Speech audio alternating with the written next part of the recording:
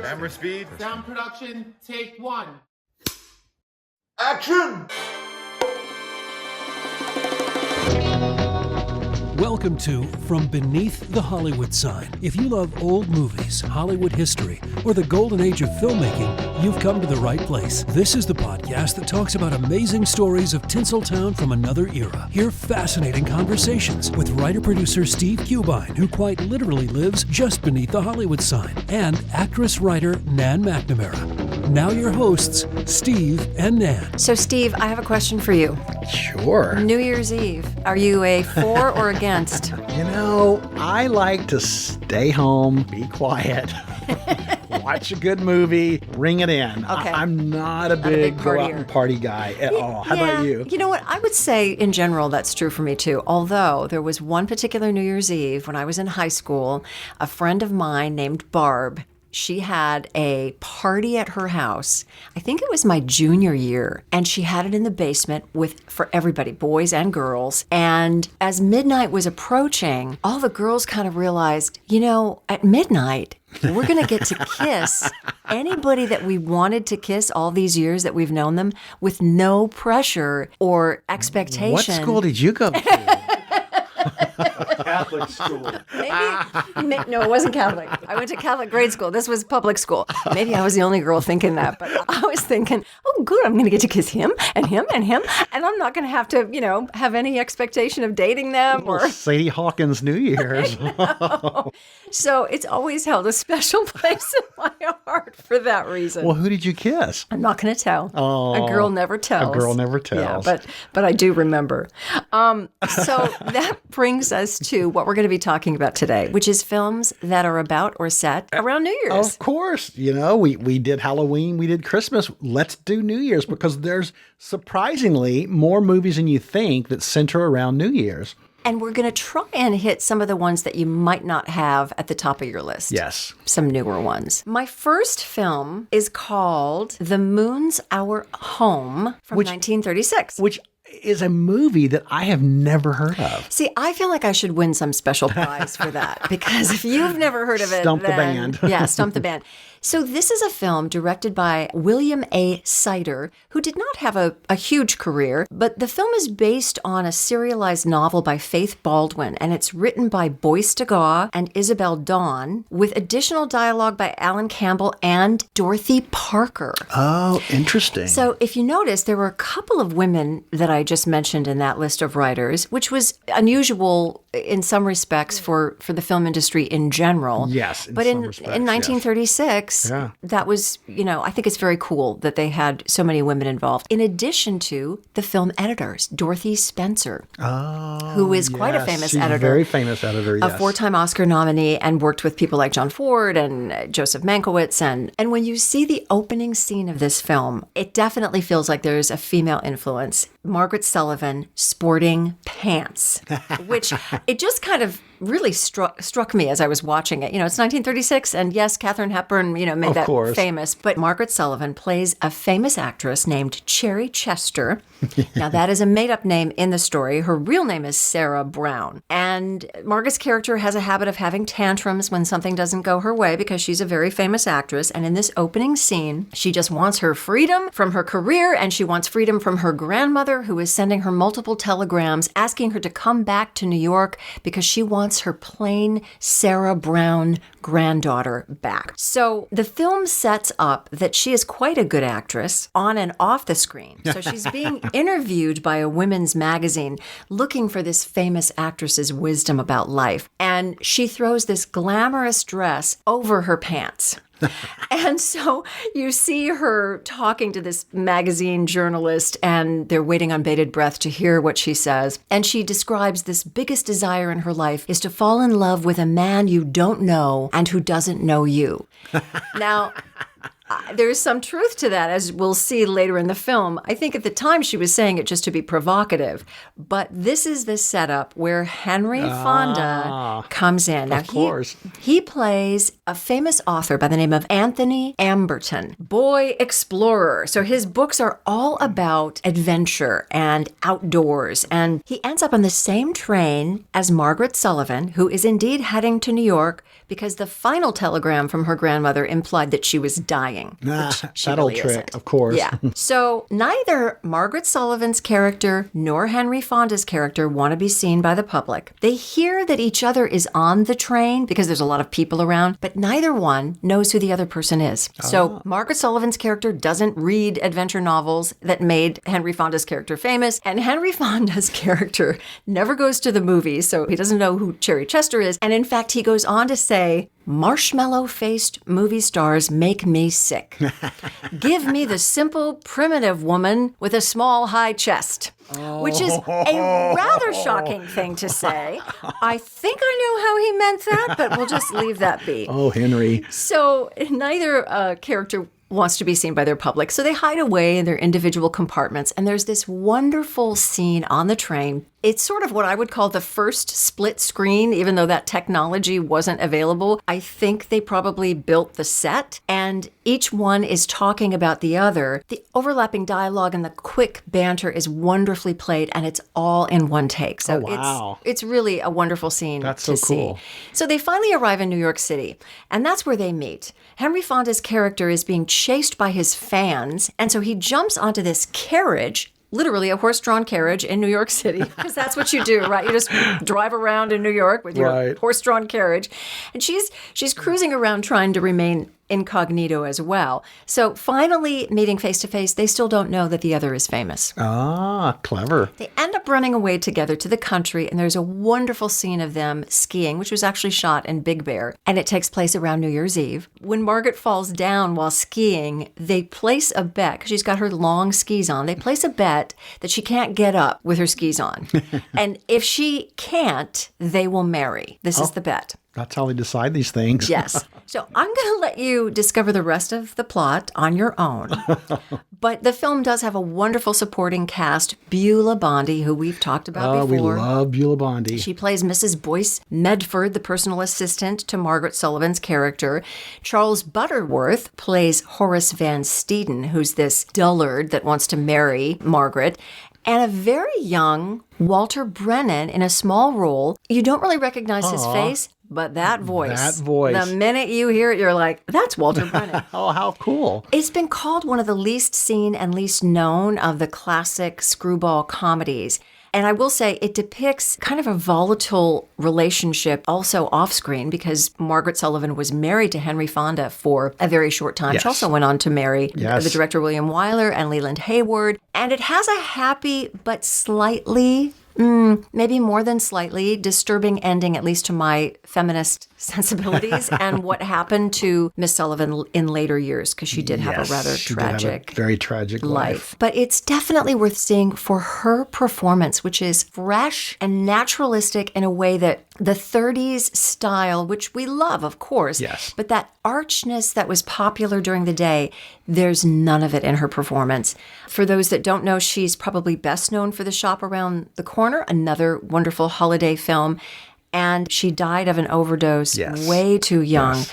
But it's a really sweet film, and I think it's worth watching for her beautiful performance. Oh, she was so great. And you nailed it. She was so naturalistic in her acting style, which was ahead of the curve, I think. Agreed. So that is The Moon's Our Home. Well, I'm going to check it out. And thank you. You just gave me this DVD of it, so I get to watch it. Okay, good. All right, what you got? Well, my first New Year's oriented movie it was very little known until TCM. Wasn't everything. Everything was little known until TCM. Yes. But it's a great film noir with these magical elements called Repeat Performance from 1947. Oh, I can't wait to see this. I have not seen it, but you've talked about it in the past. It's so good. Repeat Performance was produced at Eagle Lion Studios, which was a Poverty Row studio. They kind of specialized in film noir. They did T-Men, Raw Deal, Ruthless. I mean, that was sort of their forte. And this definitely falls under the film noir category. It's directed by a guy named Alfred Worker, who I wasn't too familiar with, No. but when I looked him up, he's been directing since The Silence, since 1917. Oh, wow. But he's probably best known for directing The Adventures of Sherlock Holmes in 1939. That was sort of his big picture. It was written by Walter Bullock, and it's based on a 1942 novel of the same name by William O'Farrell. So it's a really interesting, clever plot. The film starts pretty ominously on New Year's Eve, 1946. And in the opening scene, we start with a bang, and I mean literally, because you see Broadway actress Sheila Page, who's played by Joan Leslie, my love. She shoots and kills her husband, Barney, who's played by Lewis Hayward. And you realize she's the heroine of the movie, but she just killed her husband. What's going on? How are they going to resolve that? Where do you go from here? Yeah. Well, obviously it was in the heat of the moment, and she realizes what she's done. So she runs to find her friend, and I love his character's name is William Williams.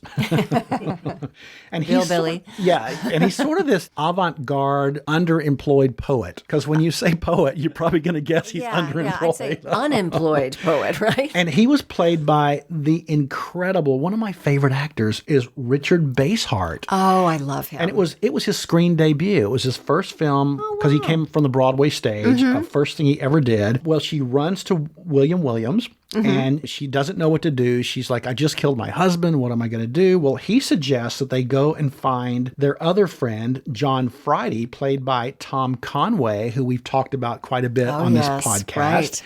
And Tom Conway plays her Broadway producer. Because after you kill your husband, who do you want to talk to but your producer? Your Broadway producer, yes.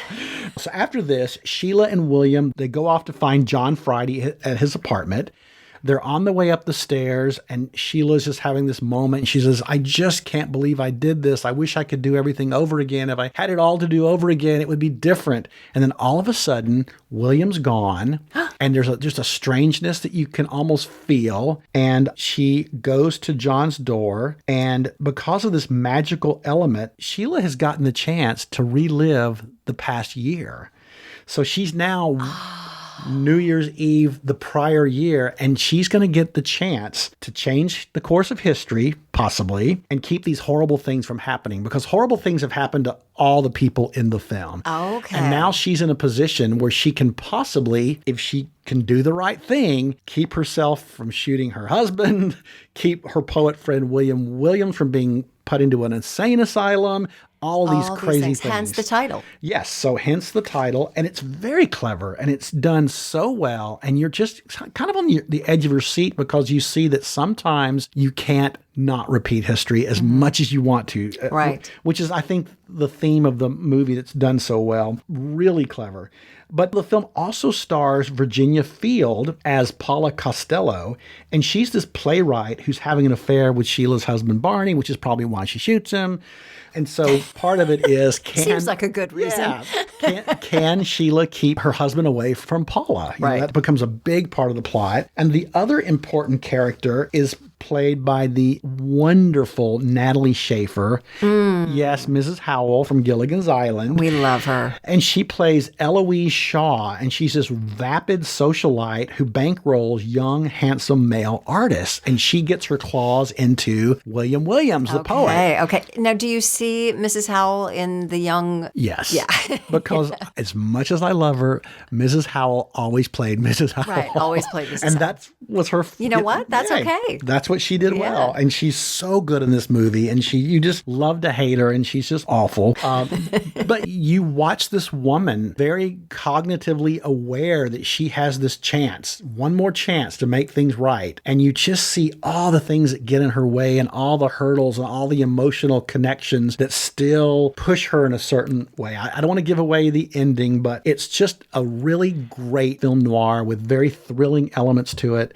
And I love just the magical element to it, which was very rare for a film noir. Yeah. Some cool things about this movie that, according to the Hollywood Reporter, Walter Werker was not the first director chosen. It was actually Jules Dassin, who did Reunion in France with Joan Crawford, and he got fired prior to production, and then Alfred Werker stepped in. Also, in the book by William O'Farrell, the Richard Basehart character, I just love saying his name, William Williams, he was a cross-dressing poet. Okay. So, of course, they cut out the cross-dressing for the movie because it was 1947. Yeah, a little too early for that. But it would have been an interesting element to it. That would have been. And then also, according to Variety, the world premiere of the film was held in May of 1947, and they decided to hold it in Zanesville, Ohio. Why is that? Because it was the hometown of Richard Basehart. Oh. And it was just sort of a publicity thing. They thought, why Yes, not? it was his film premiere. debut. Yeah, his He's debut. this big Broadway guy. He's finally coming to film. Let's honor him and hold it in this little town in love Ohio. that. Which I thought was really cool. Yeah. And one last kind of fun tidbit about this movie is they remade it, of course, as they always do, as a TV movie in 1989. And what'd they call it? Well, this one they called Turn Back the Clock. And who's in it? Well, it's, of course, the perfect 1989 cast. It's Connie Selica, David Dukes, and Jerry Burns from Dear John. Oh, Jerry Burns. Yes. But the cool thing about the TV movie is they do give Joan Leslie a little cameo as one of the party guests. So it was kind of fun to see. Have you seen it? I have seen it. Okay, I have seen yeah. it. And it's fun to see her as an older woman in this movie that, of course, she made famous. So Right. that's a little fun element to it. But it's a great movie. Really will keep you at the edge of your seat. Some really good acting. You get to see Mrs. Howell be an absolute horrible person. And you get to see the lovely Joan Leslie, who I loved. Okay. All right. We're going to watch it. Now I think it's time for our Hollywood pop quiz. Steve? Well, keeping with the New Year's theme, the pop quiz of the day is in the 1960 film The Apartment, directed by the great Billy Wilder, the part of the sleazy boss played Mr. by Sheldrick? Mr. Sheldrick, played by Fred McMurray, was originally offered to another actor who passed away unexpectedly before production. Who was the original actor? Ooh. Okay, no Googling allowed. We will be back with that answer and more New Year's Eve movies after this.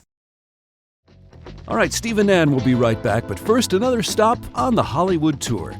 Now, you know how long it takes to shoot a feature film these days, right? Sometimes months of production are required. In fact, the film Eyes Wide Shut reportedly took 400 days of production. Well, D.W. Griffith's In Old California was shot back in 1910. It's widely considered the first film made in Hollywood. It was a racy short film about a Spanish woman played by Marion Leonard who has an illegitimate son with a man who later becomes the governor of California, played by Frank Powell. You want to take a guess how long it took to film? Hold on to your seats. It was shot in 2 days.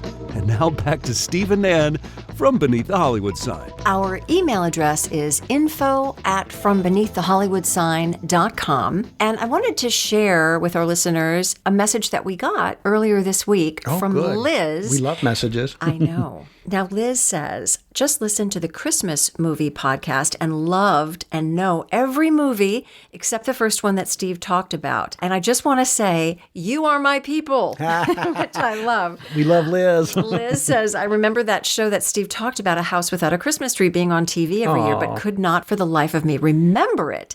So she was really happy that we reminded her. I love that. She says, I love old 40s movies. Now, she has a question for you. Ooh. Here's another one that I can't remember the name of and was hoping you could help me. It's Christmas and a store clerk has a persnickety boss. She had to sell these rubber duckies? Anyway, someone left a baby on her doorstep or maybe in the dressing room at the store and she doesn't know what to do. Of course, there's a man involved.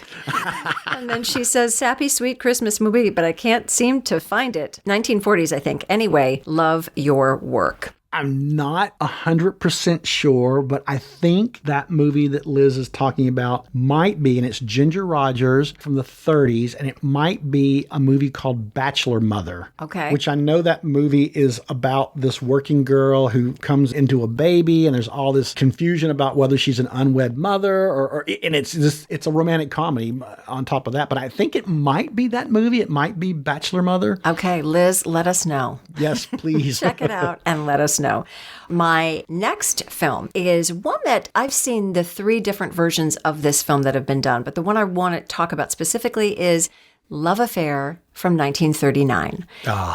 Now, it's directed by Leo McCarey, written by Delmer Daves, Donald Ogden Stewart, with story by Mildred Cram and Leo McCarey. Mildred Cram was credited with the original story for Beyond Tomorrow, which was in our holiday episode. Our holiday movie, yes. She was nominated for an Academy Award for Love Affair. And in addition to her film credits, she wrote some of the early television shows in the 50s. So that was interesting. The Ford Television Theater, General Electric Theater. She wrote an episode of Death Valley Days. Now, back to the director. We could do a whole episode on Leo McCarey. So great. A master director. I mean, it's said that he is responsible for the teaming of Laurel and Hardy. He was able to direct W.C. Fields and the Marx Brothers. And in the Marx Brothers case, in what is probably, many people say, their best film, Duck Soup, in 1933. Yes, such a great movie. He's also said to have suggested the mirror scene in that movie. Oh. He won the Academy Award for his direction of The Awful Truth, which we've mentioned on this podcast one of my before. favorite screwball comedies of all time. 1937, Irene Dunne and Cary Grant. And he received 2 more Oscars for writing and directing Going My Way, which we've also talked about in 1944. And it also won Best Picture that year. And then he followed that with The Bells of St. Mary's. I mean, the guy, this is just a sliver of Could of do what no he's wrong. done. Yeah. I'm sorry. It's funny go how ahead. many movies of his we've talked about and probably haven't mentioned him. And Yes. he's just such an icon. He really is. He really is. Now, getting back to the story, Love Affair, 1939, the original version stars the incomparable Yes. Irene Dunne. The best. She plays Terry McKay, a singer, and Charles Boyer, who I can't quite shake the smarmy, awful husband from Gaslight, who just Yes. treated Ingrid Bergman so awfully. Oh, he was so good in that. But tab that, because, as you say, because there is a moment that he completely reinvents himself, for my heart anyway. Now, the film also features one of this podcast's favorite character actors, Maria Ospinskaya. You know what? I love that we have a podcast and we're into episode, 15? And we talk about Maria Ospinskaya so much. I love that about us. She's getting our due. Long overdue. She was nominated, too, for Yes, this film, for an she Academy Award. was. As I said, the film itself was nominated for 6 Academy Awards. Now, here's the plot, and many of you may already know this, but a French painter and well-known ladies' man, Michel, played by Boyer, meets an American singer, Terry, played by Dunn, and they meet on a ship crossing the Atlantic, and in those days, that took a long time. They're both already engaged to other people, but they begin to flirt and get to know each other, and of course, they begin to fall in love. Of course. The ship stops at the port in Madeira where Boyer's grandmother lives, played by Maria Ospinskaya. Maria. And she is this spiritual creature, and she just senses in Irene Dunne that she's the perfect match for her wandering eye grandson. And that kind of seals the deal for the two of them. They near the end of the trip, and they decide that in 6 months, they're going to meet at the top of the Empire State Building and see where their relationship is at. Plus, they've got a lot of messes to clean up with those. They do. Those two people they're Betrothed. engaged to, right? And Michel, who's, like I said, this kind of philandering guy, and he's wealthy on his family money, he wants to find for himself if he can make a living as a painter. While Terry, Irene Dunne, needs to break off her engagement to Kenneth, and she also gets a contract to be a singer in Philadelphia for the next 6 months. So when the 6 months is up, Michel indeed is at the top of the Empire State Building, waiting for Terry. He has a successful painting career. He's sold some paintings. Such a moment. Yes, exactly. And Terry is on her way to meet Michel, and tragedy strikes. Of course. Now, it if I does. was Rita Wilson, I would be in tears right now, right? You know what that right. reference is. Great reference. I don't want to give anything away to anybody that hasn't seen it, but the beautifully played final scene with Dunn and Boyer. Oh, Boyer that scene. really does create, for me anyway, a different guy than Yes. the horrible guy from Gaslight that I mentioned. And Irene Dunne, in this performance, she is exquisite. Her ability to seemingly turn on a dime from a comedic moment to a moment of pathos, to passion, and back to Yes. comedy. And she can do that in a single line of dialogue. Yes. And not to mention, she's just an exquisite woman. Now, I'm not sure how many times this has happened, and maybe you'll know, Steve, but Leo McCarey also wrote with the same writing team and directed the remake of Love Affair with Cary Grant and Deborah Carr, entitled, of course, An Affair to Remember in 1957. Yes. One of the differences, obviously, between the original Love Affair and Affair to Remember, aside from the cast, is Love Affair is in black and white, and Affair to Remember is in CinemaScope, full Yes. color. Some critics have said that the first film is much more successful because of the pairing of the two of them, that somehow the CinemaScope and Grant and Carr, even though they're a wonderful team together, somehow it lost its magic in the way that he opened up the filming of it with the landscapes and the... I agree with that assessment. I think the chemistry between Charles Boyer and Irene Dunne is so palpable that's just what makes that movie so incredible. Yeah, yeah. There was a third remake, which I've also seen in 1994 with Warren Beatty and Annette Bening and Katharine Hepburn. And I love all three of those actors. I'm just going to leave it at that. Yes, enough said on that one. It was directed by Glen Gordon Caron, who had a huge television career with things like Bull, which just recently stopped shooting in 2022, Medium with Patricia Arquette. I mean, hundreds of episodes of television, and Moonlighting. And of course, Moonlighting. with Sybil Shepherd and Bruce Willis. So, like I said, I've seen all three versions of these, and while I loves me some Cary Grant and Deborah Carr, I think Dunne's performance, if I were to order these, her performance puts the original just ahead of it in terms for the order. Totally agree. And I know I ask this question almost every podcast. How did Irene Dunne never win an Oscar? I know. I wish she could win one posthumously. I know. You know, she did win a Kennedy Center honor, which is great. Yeah, I wonder if that's on YouTube. I would love to see that. Yeah, that would be wonderful. I think maybe listeners should watch all three and compare them and write a paper. It would be great. And you know who's really good in the Cary Grant, Deborah Carr one is Kathleen Nesbitt, who plays the grandmother. Oh, she was wonderful. Well, that is Love Affair, 1939. Steve, what's your last film? My last one's a doozy. We've talked about it a little bit, and I think we talked about this on one of our promos for an episode. Okay. My last one, when you think of New Year's Eve, who doesn't think of the Poseidon Adventure? Oh my gosh. I love this film so much. I do too. You know, it was 20th Century Fox. It was directed by Ronald Neame. It was produced by Irwin Allen, the master of disaster, as he was lovingly called later. To me, he was like the P.T. Barnum of movie producers. He was big and over the top, and he just had such a vision. But he was kind of known for doing a lot of fantasy TV. Okay. I don't know if people knew this, but Irwin Allen gave us Voyage to the Bottom of the Sea, Lost in Space. I did not know that. The Time Tunnel, Land of the Giants. I love Land of the Giants. Irwin Allen really created the disaster genre because after the Poseidon Adventure, of course, he went on to do the Towering Inferno with Paul Newman and Steve McQueen and Faye Dunaway, and he did that god-awful Beyond the Poseidon Adventure, which was, I mean, again, all-star cast, which was his forte. Michael Caine, Sally Field, Telly Savalas, Shirley Knight, Shirley Jones. I mean, he was the master of disaster indeed.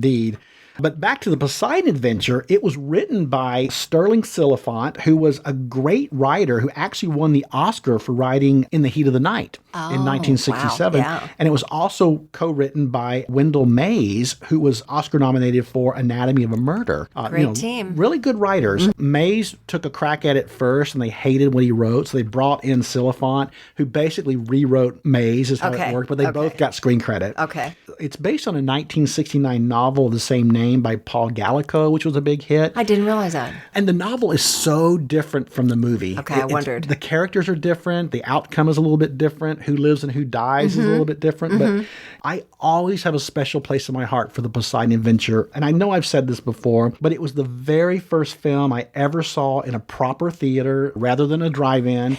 It really is instrumental in igniting my passion and love for film and storytelling. I love that. And it's why I wanted to come to Hollywood. It's why I wanted to be a writer and a producer and a storyteller. And I always just hoped that I would someday make people feel the way that I felt as a little boy sitting in the dark in the Malco Quartet in Memphis, Tennessee in December of 1972 watching the Poseidon Adventure. I love that. It is not a perfect movie. There's cliched characters. Some of the dialogue is atrocious.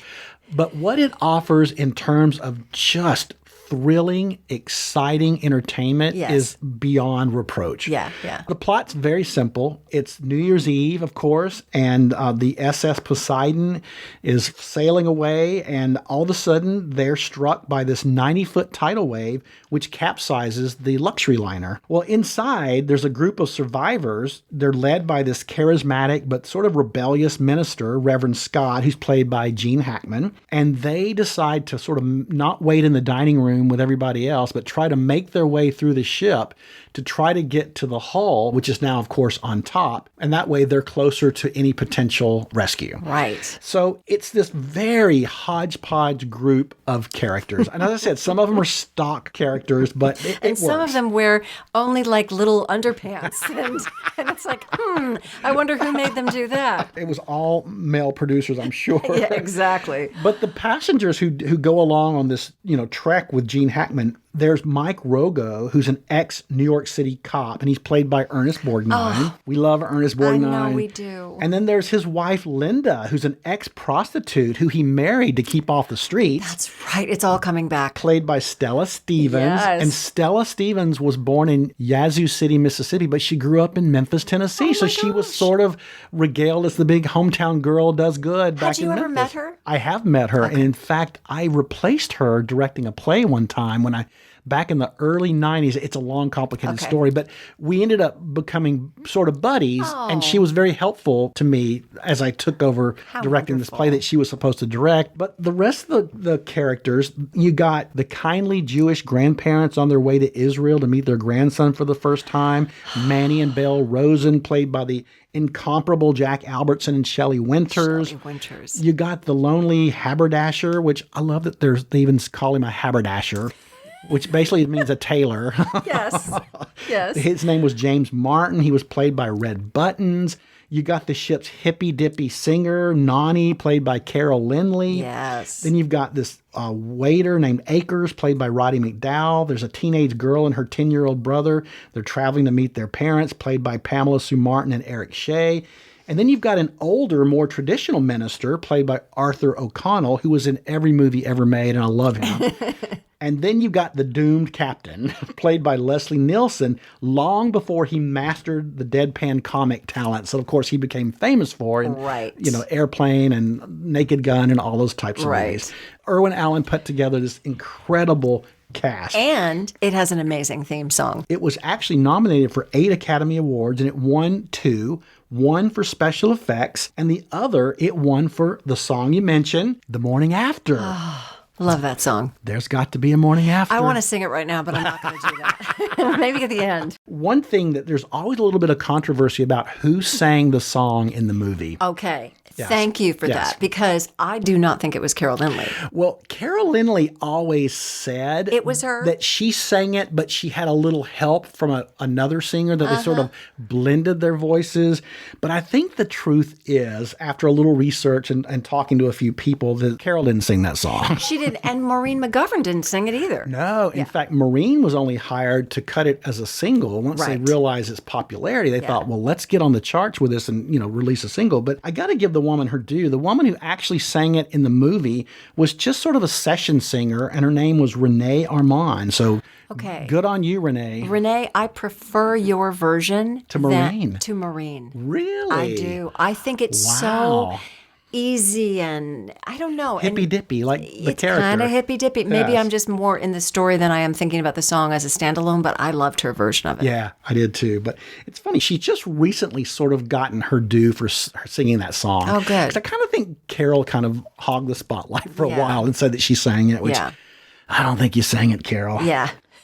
But Poseidon Adventure was a huge box office monster. It ended up being the #1 film of the year. It's become a cult classic. To this day, I have a movie poster of the Poseidon Adventure in my house because it means that much to me. To you, and I yes. remember as a kid, I would study that movie poster and I would look at the characters and I would watch Gene Hackman and Stella Stevens and Ernest Borgnine running towards you. And I would look at those people hanging from tables and falling in the air and explosions. Right. It was insane. And really just the perspective. It was so interesting watching it as a young person because you keep thinking, okay, wait, how are they? Oh, yeah, everything's upside down. Yeah. Well, to me, I think it should have gotten more love for its cinematography because the way they did the camera tilts, I know that they built the dining room set on a soundstage that would elevate like 45 degrees, but it was all about camera angles and turning the camera as actors and stunt people would just project themselves onto these mats, just so it looked like they were falling through the air as it was turning up. So it was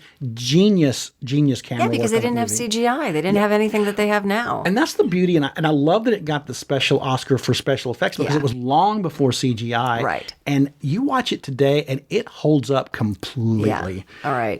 Another cool thing about it, I thought, was the costumes. 1970s at its finest. You've got the tuxedos with the big collars out to here.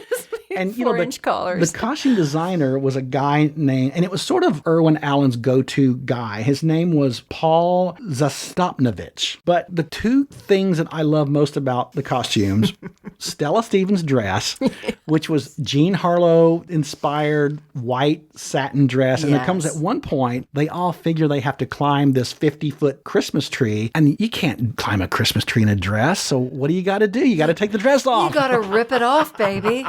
And one of my favorite moments is, of course, when Gene Hackman's character goes to her and says, Mrs. Rogo, you can't climb in that dress. And then, of course, Mike Rogo, her husband, goes insane and says, she doesn't have anything underneath. And, of course, Stella's character, the ex-prostitute, who's seen it all, done it all, she just looks and she goes, just panties. What else do I need?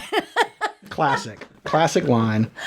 Oh, I'm going to remember that line. And then also, it was genius to have Pamela Sue Martin's character have this long red velvet skirt. And of course, the minute she has to climb a tree, she just unbuttons a couple of buttons and suddenly there's hot pants underneath this big skirt. Genius costume design. Genius. So that is my last New Year's Eve movie. It's a classic. It has my heart. It just talking about it makes me so want to see it again. We're gonna have to do that very soon. And Shelley Winters was Oscar nominated. That's wonderful. Well, I think it's time for the answer to our Hollywood pop quiz. Yes, and our question was, in the 1960 New Year's Eve themed movie The Apartment, directed by Billy Wilder, who was the actor originally supposed to play the sleazy boss, Mr. Sheldrake, played by Fred MacMurray? Well, the answer is the wonderful actor Paul Douglas. And unfortunately, Paul Douglas passed away prior to production, rather unexpectedly. So Fred MacMurray was sort of a last-minute replacement, and he was so good. He was, and he's nothing like the father that he plays in My Three Sons. Nothing. Well, Steve, Happy New Year. Happy New Year, Nan. I'm looking forward to more stories that we're going to tell in the new year. I am too, and we'd love it if you would follow us on social media. We're on Instagram, Facebook, and YouTube with the handle @FromBeneathTheHollywood And also, if you have any questions or comments, or if you just want to write and tell us who your favorite character was in the Poseidon Adventure, I love that. Please email us. You can catch us at info@FromBeneathTheHollywoodSign.com. That's this week's view. From Beneath the Hollywood Sign. You've been listening to From Beneath the Hollywood Sign with Steve Kubine and Nan McNamara, the podcast that celebrates amazing stories of Tinseltown from its golden era. Join us next week for another episode and learn something else about Hollywood you probably never knew. Take a moment and give us a 5-star rating and a positive review. And tell your friends about us too. It'll help grow the podcast. Visit Steve's website at FromBeneathTheHollywoodSign.com. The executive producers are Steve Kubine and Nan McNamara. Executive producer and post-production supervisor Lindsay Schnebly. This podcast is part of the Airwave Media Podcast Network. Visit airwavemedia.com to listen and subscribe to their other fine shows like The Box of Oddities and The Shallow End with Schnebly and Toth. Copyright 2023, all rights reserved. That's a wrap.